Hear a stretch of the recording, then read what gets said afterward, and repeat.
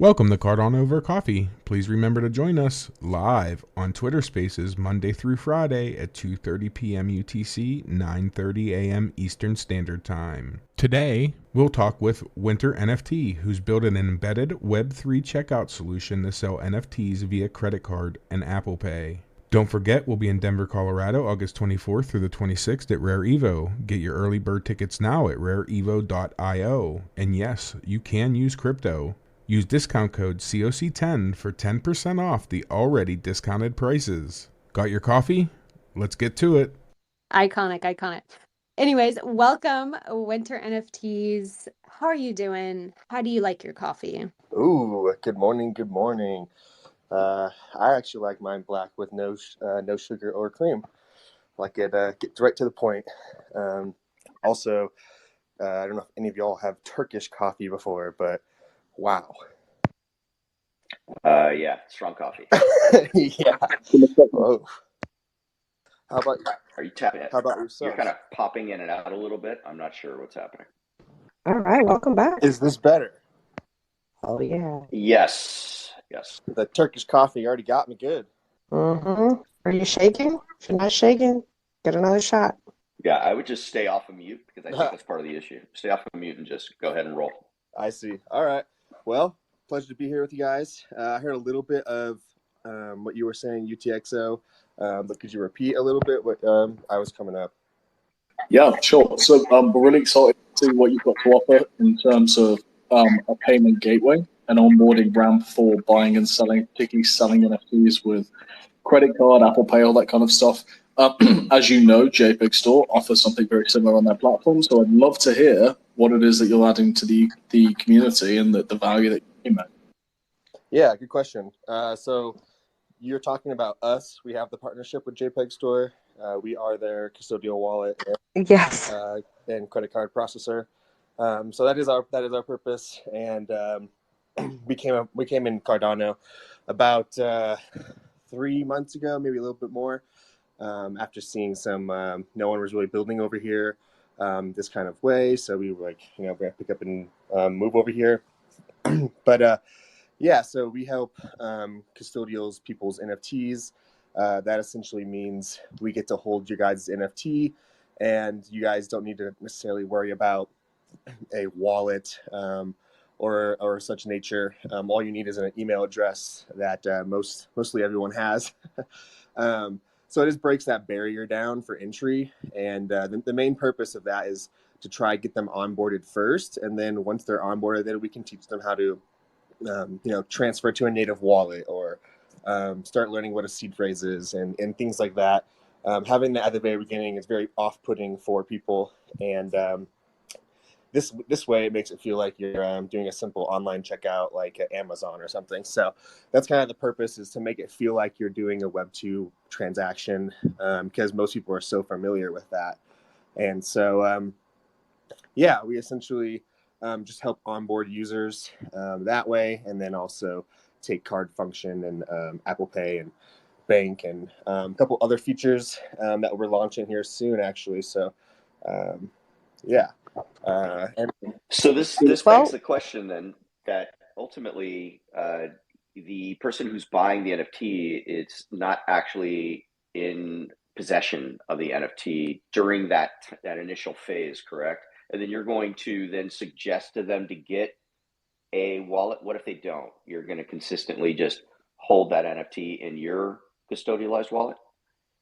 correct. Yeah. So we always encourage others to, transfer to your native wallet, but we do custody them for them.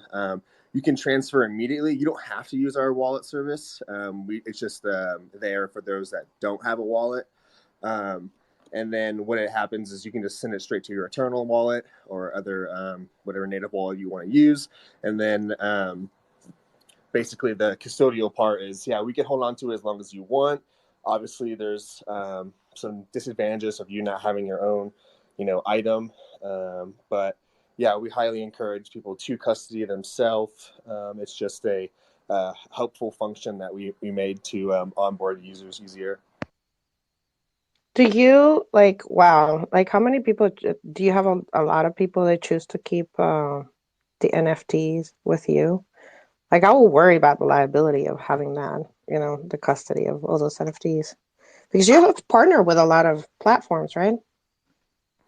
Yeah, we're on like 8 different chains and lots of marketplaces. JPEG's like one of our top ones, I would say, like top 3. But yeah, we have a lot of partnerships across the board. Yeah, you guys can always look at how many we custody live. It's always on chain, so you can go to our wallet. Oh, you have a wallet? Yeah, it should be just $Winter NFT and or Winter's NFT on Cardano.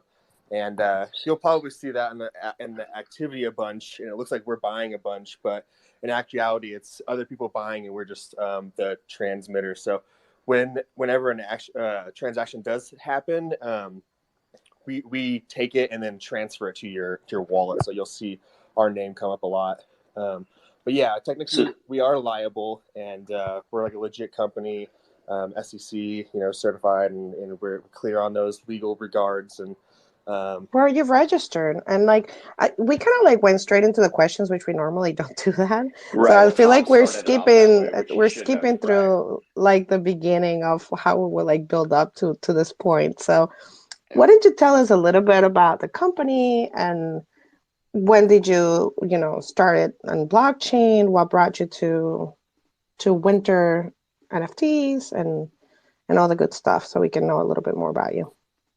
Yeah, I'd love to hear it. So we are a YC company, Y Combinator. So we raised funds in winter of 22, the batch. So that's the very end of 21. And we raised capital that way. And then we've been building for 14 months. And we started traditionally on ETH chain, and then just started branching out. I'm in the partnership position, so I help get projects to use our stuff and do social media kind of things. Our co-founders are previous Instagram and Facebook devs, and then also a Zillow dev, and they just decided to not do that anymore and saw an opening and got funding. So I really enjoy the legitimized company rather than a lot of other Web3 companies. I feel like really loose, and this has a really good backbone. So I was attracted to it about 6 months ago, and we've been just crushing along since. So this particular protocol is more geared towards the NFT seller, not the buyer, from what I see. You guys are really marketing towards anybody that is an NFT project in order to make it easier, obviously, and to create a larger buyer base, right? That's really the goal. Yeah, so definitely buyer, I guess, and seller too. We offer services free for creators and marketplaces. So anybody that's willing to try and get into Web3 and needs to get funding, we want to help those people. And then I guess the only time that we would be helping the buyer side would be during a marketplace, during secondary. They would be able to technically sell their NFT to someone that uses that. But yeah, primarily for the most part, we're trying to get creators and marketplaces just more volume in general. And yeah. So walk me through it through a user point of view. Like I come in, I'm thinking about buying an NFT. I want to use my credit card. And then from there, walk me through, I get to own that NFT in essence, kind of. And then if I want to resell it after mint and for a higher price, how am I doing that? Is that within your protocol as well? Or are you then saying, no, you got to take and get a seed phrase, we'll transfer it over your wallet, then you go sell it on JPEG Store? How's that all working? Yeah, so we'll store it for you as long as you want. Obviously, like I said, there's not benefits with that because you can have your own NFT and it could be token gated for your own community's experience. So that's why we always highly encourage people to get their own wallet. Unfortunately, if you are trying to sell it and we still are custodied, that won't work. You'd have to at least transfer to your wallet first, the new wallet, before you're trying to sell it. But we can store it for you as long as possible. But when you do it like through like JPEG Store, how does that process work? Like you're basically transacting and doing like JPEG gives it to you, you give it to the buyer? How does it work differently? I've never Yeah, used so it's Fiat to buy anything in JPEG, so I know you yeah, can, but I've been curious of how the whole shuffling around happens. yeah. Great questions. I love talking about that. So in the smart contract, how it all begins is kind of a multiple prong approach. First, what ends up happening is if the person is using card, they have to put all the details in. Once it's ran and like kind of verified that this is indeed a true card, with numbers and everything, then it once it's ready to transact, it hits our smart contract.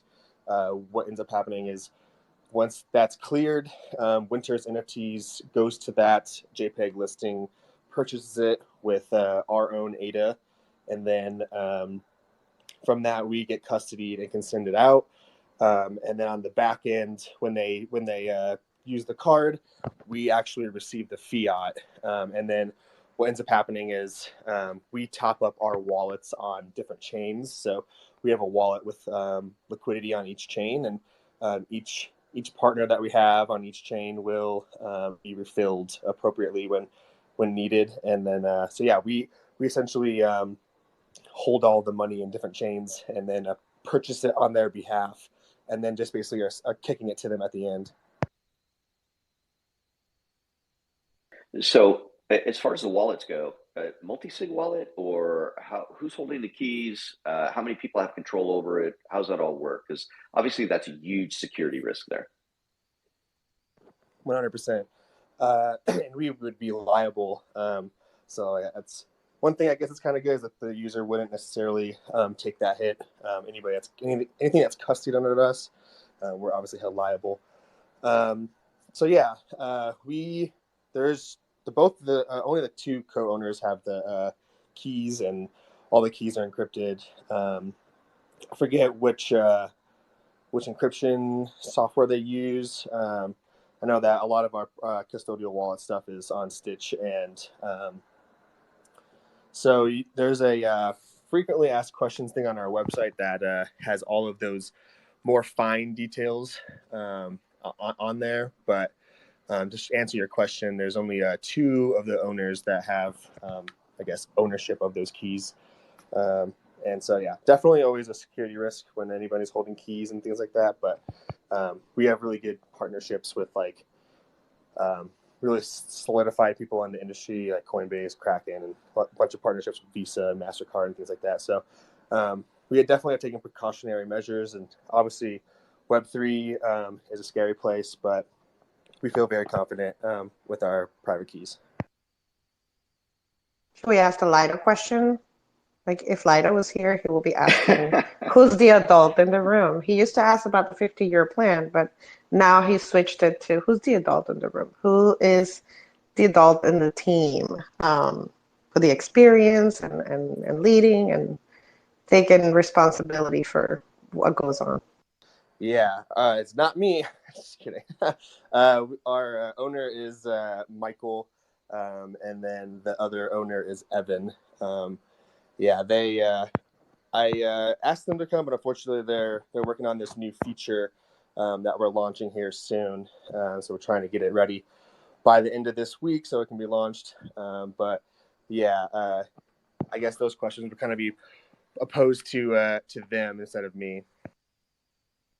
Well, it's unfortunate. We'll have to hear more about what, their experience in business is. Kind of speaks for the project itself. Yeah. I'm just doing the Lido. I'm being Lido for a minute. Yeah, no worries. Like I said before, their previous experiences were at Meta with Facebook and Instagram product managers and devs there, and then also Zillow. So those are the two backgrounds from them. But I don't want to speak too much on their behalf. I'd rather have them.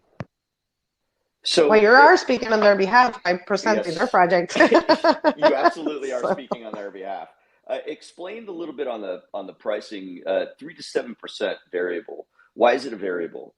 What makes it a variable? As far as for the NFT buyer. Sorry, I'm within your website right now.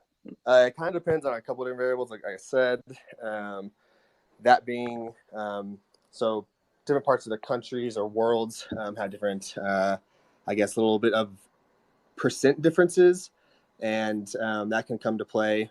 Most times with our partnerships, most marketplaces are at 5%, and anything that comes in lower, it has to do with like volume. So for us to raise down lower to like 4%, you have to do like 5 million volume in a month, and so that's kind of working more with the partnership level.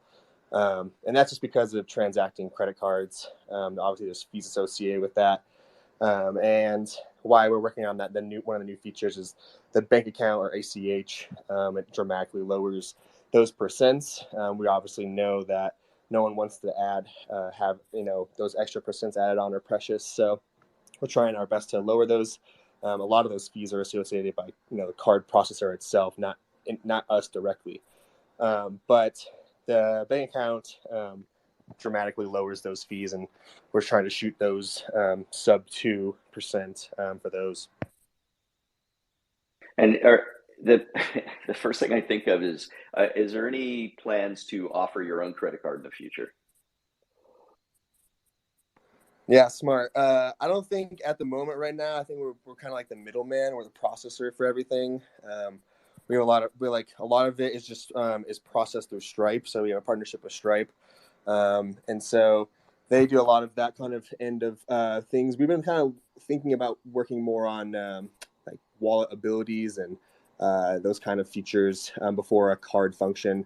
The thing that's tricky about us, which is good, is that legally we're a digital goods company, so classified as NFTs, the same as like music or in-game item. So that opens up the door for the payment success. And if you're an on-ramp for crypto, the payment success is actually a lot lower because a lot of banks, a lot of people don't necessarily like crypto, and there's actually different laws to on-ramping. But for us, the NFT ramp, we kind of go around that and essentially have a higher success rate for people to use their cards, unlike Mood Pay and some of these other on ramps. Right. I want to hold on. I just want to make sure that people know that we have 5 more minutes, and if you have any questions, you can request to speak. This is the perfect time for it. So yeah, it kind of creates a fiat on and off ramp for most people that probably don't even understand it when they get into it. They buy this NFT with a credit card. Next thing you know, they're like, I'm down the rabbit hole. I'm creating my own wallet. I'm either on MetaMask or I'm on one of the wallets for Cardano or wherever they are.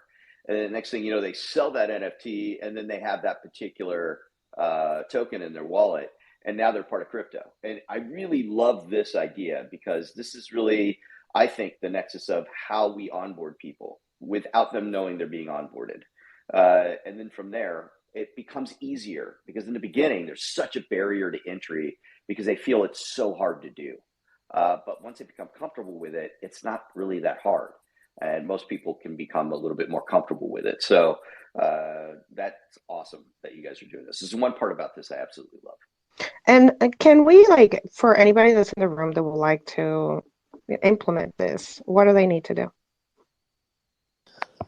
Yeah, good question. Our DMs are always open in Discord, willing to work with anybody. So on the ETH side of things, what you could do is essentially just go to our dashboard, and you don't even need to contact us. All we gotta do is approve you, make sure you're not scammy. We look into you, might ask some questions about your project, but you really don't need to really even contact us, although we want to help you. And that's like a full self-service, and we're trying to work on building the dashboard out for Cardano. So soon, anybody that's in the ecosystem can just wanting to start a project could just launch one through us, through our dashboard. So that should be coming here pretty soon. And then likewise with any marketplaces that are interested, we help you directly and implement it. It's just really I'm trying to figure out the APIs, endpoints to connect, and then everything's good. Nice. If you have anything, information, anything that you can pin at the top, that's there for you. I'm trying to find something to pin that might be useful, but you might know better than me. So Yeah, go ahead and do it. it does hurt that you have Cardano and then contact for access. It hurts a little. I understand why, but it does hurt a little. Hopefully we can get, to the point where we're over on the left side with Ethereum, Solana, and Polygon. Maybe to the left of Ethereum is where I'm thinking Cardano should be, but that's me. The logo in the back. I'll nudge my graphic designer. Sure. Yeah. I mean, especially if you say the JPEG's one of your biggest, come on. Yeah, Cardano. We definitely love JPEG. He definitely helped us a bunch, and we should be launching here soon with some more people, some more marketplaces on Cardano. So that's what I was gonna say. We have so many. Like, I'm sure they will be interested in and participating in this, right? Yeah, I can't say too much, but definitely have been chatting with a bunch of marketplaces on Cardano, and things are looking bright, and I think we'll be integrating soon.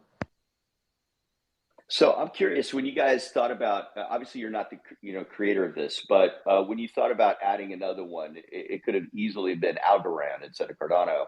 Why did you choose Cardano to come on to and be a part of this on this side? Yeah, I think it kind of has to do with the culture. We were watching for a little while, and then we finally had an introduction to Blake at JPEG, and we were like, hey, we're ready to build. And they were like, hey, we're ready to build. And it just kind of clicked. Sometimes it's really hard to be working with partners. Both are like want it, but not on the same page. I think the whole time we've been on the same page with them building. So I think the excitement comes from that. I personally like the ecosystem just because of the community, and I can see it doing really well in the future. Funny you say Algorand. We're actually exploring there right now, and should be on a marketplace there soon as well.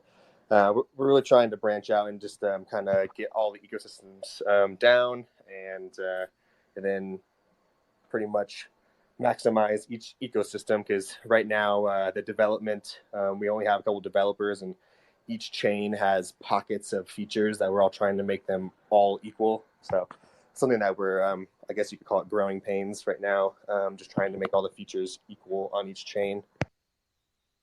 Can I ask you the hero question before you do your call to action, since we're reaching the end of the interview? How do you like your coffee? Again, yeah, black, no sugar and no cream, and then every once in a while that Turkish coffee. Straight to the point, Jenny. Straight to it, just Straight like me. Yeah. No, you don't need no added stuff in there. Come on. Let's get to it. I a lot of my military friends, like especially I have friends that were in the Navy, and they tell me the reason why they drink their coffee black is because their stations, you could see all the people just like dipping in the spoon, and with all the nobody will clean it up, and it was like old milk dipping in the old sugar, and then people just like they just got used to not messing with that and just having straight up coffee. So well, and if you've ever been on a ship, the mess hall is literally, that's a jungle when you go in there. Okay, so it's crazy in there. Yeah, I actually spent years on a ship, on an amphibious Navy ship, and that is very true about the coffee. Here's another little fun fact, a random fun fact. They always had juice in the mess hall too. We called that jungle juice, and people wouldn't drink it because we could actually take that juice and clean off rust and other things on the ship. So the fact that it could do that, we were like, yeah, we're not drinking that. Switch the cleaner for that. So Winter, last call to action. Yep. What do you want to put out there for us to remember? Yeah, so we're just like you guys. We're trying to build out and help everybody as much as possible. We want to help anyone that's willing to, and we're always, our DMs and Discord's always free for anyone.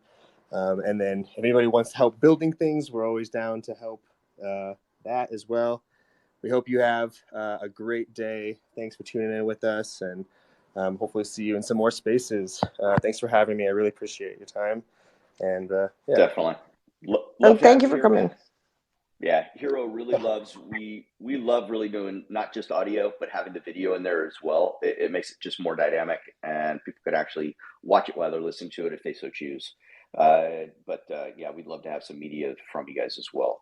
Make sure everybody here follow Winter. Check them out. This is actually going to be a really great thing for Cardano. We need more people, more protocols like this coming onto Cardano in order to just make us that more dynamic. So appreciate you being on here, man. Thanks for listening to Cardano Over Coffee. We'd like to thank our guest, Winter NFT. We'd like to see you all at the Rare Evo event on August 24th through the 26th. Tickets are on sale now at rareevo.io. Use coupon code COC10 for 10% off. Remember to like and subscribe to our YouTube and enter into our land grab giveaway for one Clayverse plot by sharing one of our videos on Twitter. Make sure you tag Cardano Over Coffee. Giveaway on February 28th.